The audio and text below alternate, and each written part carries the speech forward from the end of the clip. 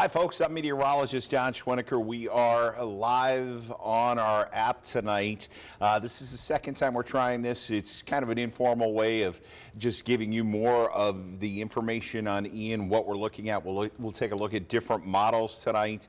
We'll take a look at what we're seeing as far as possible rainfall totals for us over the coming days.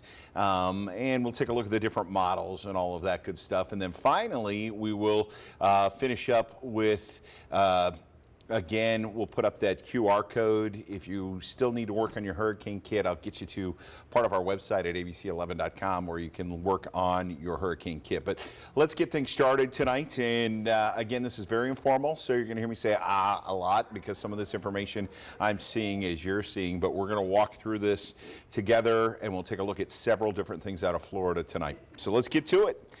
We get things started with a live look at First Alert's Doppler radar right now, and this is out of South Florida tonight. And you can see there are two active tornado warnings. We are live on the app right now as of 7:05, and as of 7:05, we are seeing a couple of live tornado warnings down there. The eye of the storm still well to the south and to the west tonight, and you can actually see the eye wall down here in this part of the southwest of Key West. Now this all out here is open water, and it's very hot water. We'll take a look at some of the temperatures in just a bit, but this is expected to go across this, continue to strengthen, and make landfall somewhere in here. And as it pushes in, it's going to push a wall of water, and that's what has a lot of folks worried tonight.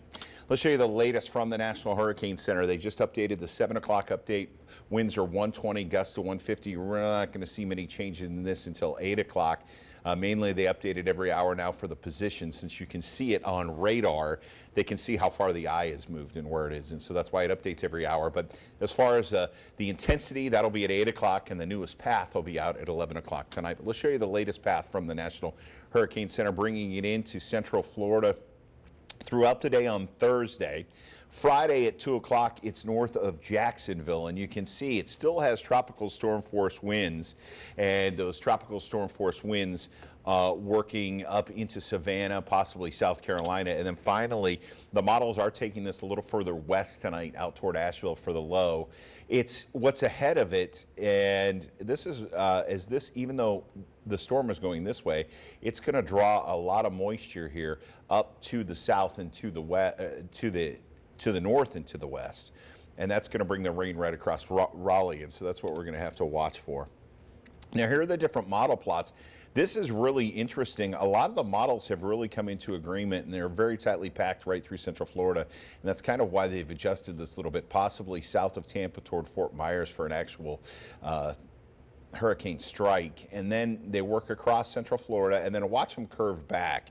If we extend out the spaghetti plot as it goes up into Friday, Saturday, even Sunday, a lot of them take the actual eye west of Raleigh, but again, we just talked about that's still going to draw a lot of moisture across us, and we've actually increased some of our rainfall totals a little bit. Here are the latest watches and warnings as of 7 o'clock Eastern Daylight Time. Fort Myers up to Tampa under a hurricane warning. Those hurricane warnings do extend inland. When you see that hurricane warning, that means they anticipate hurricane force winds in those counties. And then tropical storm warnings, those are the orange areas.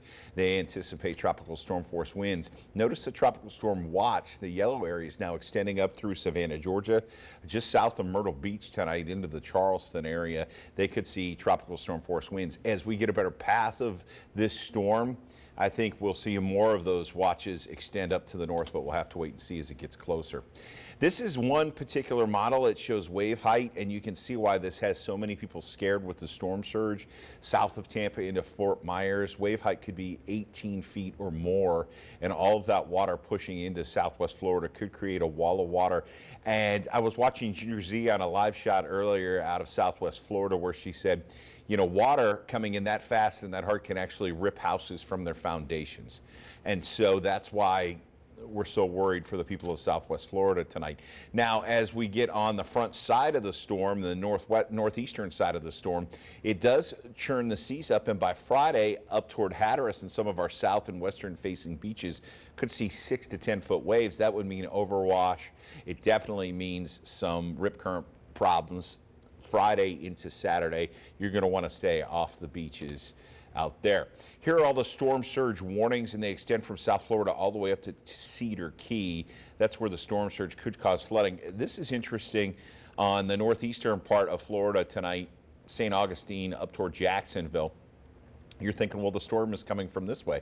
Well, the winds are going to push this way, and as those winds turn to the west and work west, they're going to push in a wall of water, and that's why they're worried about storm surge. Even though the storm will hit southwest Florida, northeastern Florida could pay a price for that.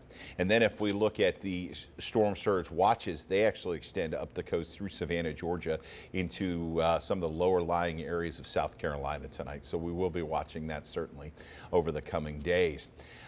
This is over very warm water. Anytime it's above 80 degrees, that's like throwing gasoline into an engine.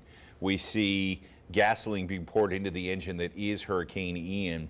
And it's over 80 to 85 degree water. That's that dark purple area there, 85 degrees. And that just, unfortunately, is another reason we think this will go from a Cat 3 possibly up to a Cat 4 as it approaches southwest Florida. As far as winds go, this is the European model. Now, you know what? I did this last night. I'm going to do it again because I think this is important.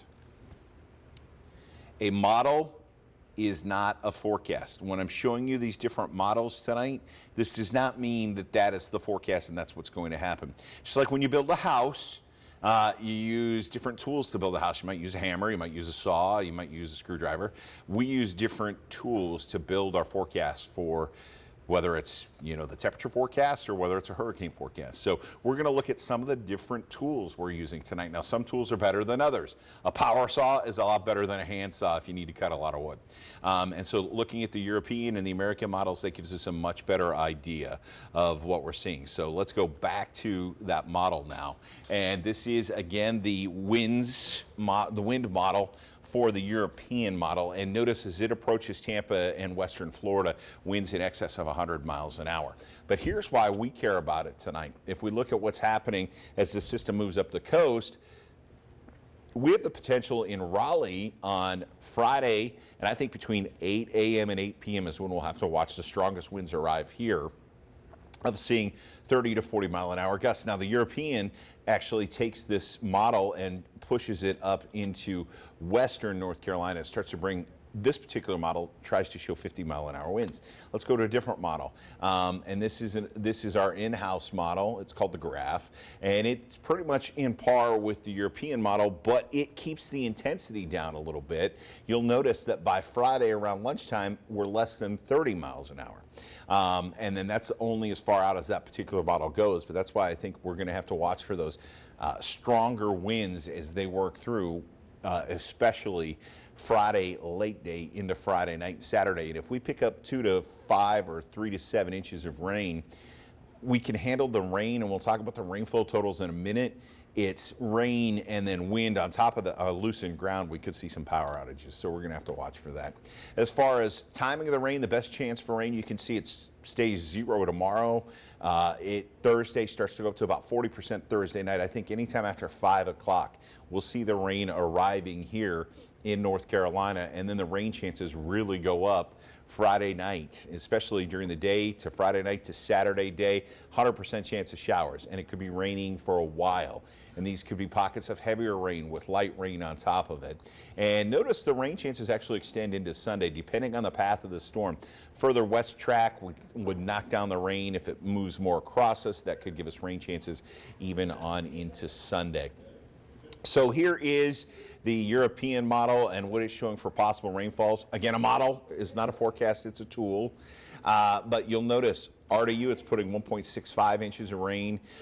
Interesting about Roxborough yesterday was over 5 inches, and today the European's down to 2.3 inches. So that's why you can't just take one model, because the chances change and the amounts change depending on each run. So, but we are seeing anywhere from 1 to 2.5 inches with the European model tonight. Let's go to the American model, the GFS, and if we push this all the way ahead to next week, you can see some of those rainfall totals up to 4 inches possible in Roanoke Rapids, 2.5 in RDU, and then down toward Fayetteville, 2.5, Kenansville over 3. So If you look at NOAA, the National Oceanic and Atmospheric Administration, they use a tool and they put a forecast out at what's called the Weather Prediction Center, the WPC, and their potential rain for our area is anywhere from 4 to 5 inches.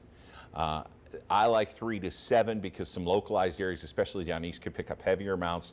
North and west, depending on the track, it could be closer to 3, so we'll have to wait and see. The mountains could see significant flooding as all that rain gets pushed up against the mountains. Not a good weekend to head to the mountains. As far as different threat levels, I just put this together for our 6 o'clock news. I think our biggest threat right now we're going to have to watch for is flash flooding. River flooding is almost non-existent. We are so dry, and we've had so little rainfall that our rivers could take a big amount of rain and not see a ton of river flooding, at least right now.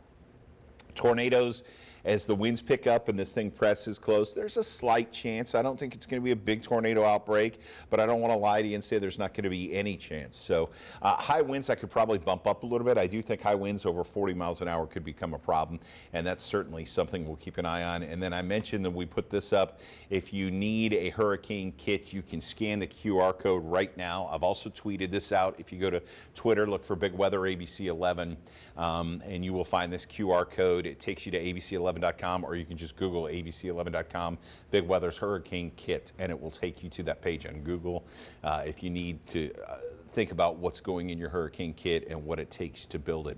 Again, we'll go back to radar. This is a live picture at 7:15 tonight of radar. We were able to, it'll take it a moment to reset, we were able to tap in to the National Weather Service radar in Key West and also in Tampa. Let me shut that warning off real quick. And you'll notice heavy rain now around the Fort Myers area. Miami's seeing some outer rain bands as well. Tampa's still relatively dry. They've had a couple of showers. And then, of course, the eye of this storm is back here, and it's expected to move off to the north and the east. We'll continue to track that. There's some great meteorologists live streaming out of the Fort Myers area. Our ABC affiliate down there, the chief meteorologist, is a guy by the name of John Patrick. He was at the competition against me 20 some years ago up in Johnstown, Pennsylvania, but he's a good guy. I know him well, and he is going to be tracking those storms throughout the evening. Also on the NBC affiliate up there, Allison Ray was my former meteorologist intern. So some great chiefs down there, and I wish them nothing but good health, and hopefully they stay safe and are able to stay out of the fray of this nasty storm. We'll continue to track this storm and give you updates. Tomorrow night at 7 o'clock, we'll again be live on the ABC 11 app and abc11.com. Throughout the day tomorrow, make sure to watch ABC 11 social media. If you have questions you want specifically answered, I will answer those as part of our live update tomorrow night at 7 o'clock. We hope to see you then, and of course we'll have all the details and the latest 11 o'clock update on ABC 11 at 11. Until then, stay safe out there, folks, and make sure your hurricane kits are ready to go.